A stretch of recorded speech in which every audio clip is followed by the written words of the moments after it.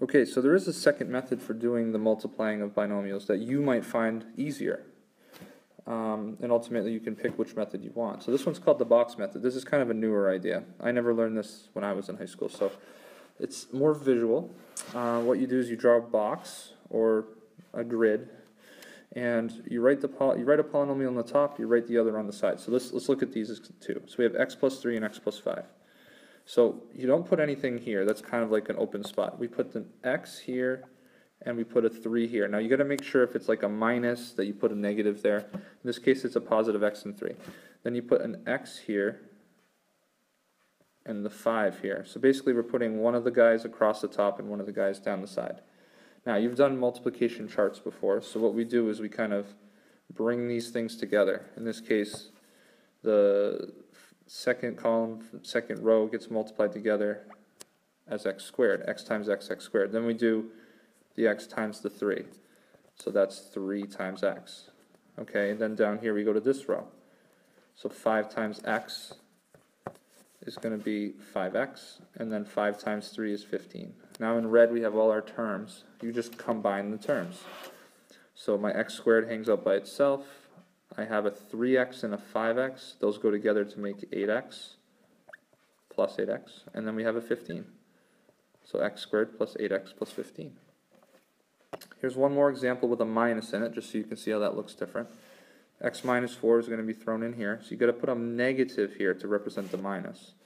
We have x plus 6, so there's an x and a 6 here. Alright, we'll do the box method now. X times x is x squared still. X times negative 4, negative 4x. 6 times x is 6x. And 6 times negative 4 is negative 24. Combining like terms, we're going to have a final answer of x squared. Now let's be careful here. 6x and minus 4x is a plus 2x. And a minus 24. Okay.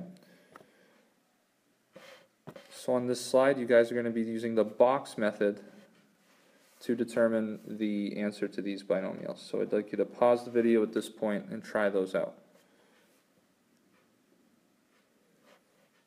Okay, so if you're done with those, there's one more little piece I have to describe before we're done.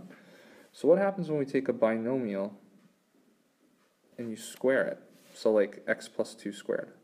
Well, if you think about what that really means, what's happening is you're taking one whole chunk of something and you're multiplying it by itself twice. So that's like x plus 2 times x plus 2.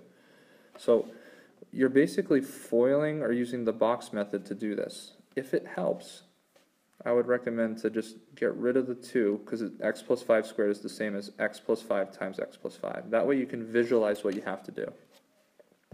I prefer FOIL, but you can use the box method, so I'm going to do things with FOIL for this example. X times x times 5 is x squared plus 5x. Then inner 5 times x, and 5 times 5 would be another 5x plus 25. Final answer in this case, x squared plus 10x's plus 25. Okay, and I suppose we could use the box method in this other example. Remembering x minus 3 squared is just like saying x minus 3 twice.